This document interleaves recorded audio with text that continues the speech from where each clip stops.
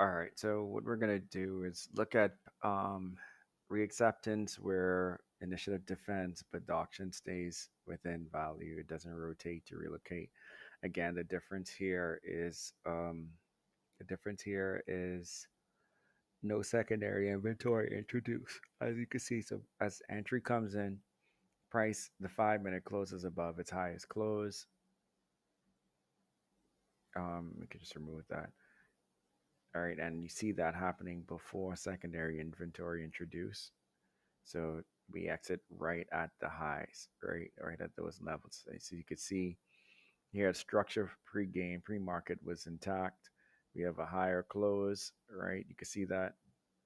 It's not about VWAP not breaking actually. So let me delete that. And so basically, yeah, as you could see, as I or reorganize it, you could see that here, um, 5 minute structure is intact, right? You can see that. You can see a nice clean inventory zone, one value zone in there. So that's the last close. You can see it lines up where the displacement occurred, right? So that's where displacement occurred. We used the bottom side there. Prices didn't target it, didn't engage with it here, it engaged with it there. So you had a structural defense where you had a non-acceptance back in above the zone. Then you had counterflow, and then you had 1-2 absorption stops below where counterflow reattempted and buyers absorbed it right there. Okay. Now as price got in, we just rolled in and we got right to the highs. 5 minute would have confirmed it that you should exit at the highs in this particular example. Whereas in example two, this was example two, we go again with the SPX, same scenario, structure intact, right? 5 minute structure intact. This one had a multiple leg pullback. So let's do this where we see that the value zone. So you see that the value zones are here. That was your compression highs in that zone, right? And then we didn't confirm that we broke that zone until it was here with minimal overlap, right? And so as you could see, we came in, we cleared that zone. These guys cleared it. So everything started here. This is the last close. The bearish counterflow was accepted pre-market before being displaced.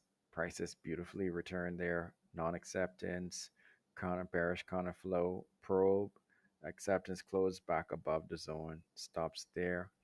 Targeting no secondary inventory reintroduced. As you could see, the 5 minute doesn't say so, right? We have to exit. 5 minute this time closed above the zone, as you could see here. So we exit at the 5 minute close, right? Rotational target. Okay. Um, Again, bulls are risk on pre market. And last but not least, the German 30. Again, bulls are on pre market. You could see here we didn't close above that. So this is the structural reference point there. This was a probe. Prices did actually close. Nope.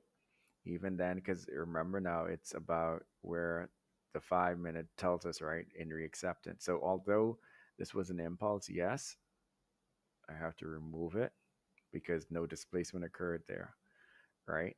So on one end, actually, I can keep it because you can keep it, but as a reference point. But we look at where was the last meaningful place, and the 5 minute did say, as a matter of fact, that it's here, and you could see it was a singular compression zone. So that was the last close. Prices returned there.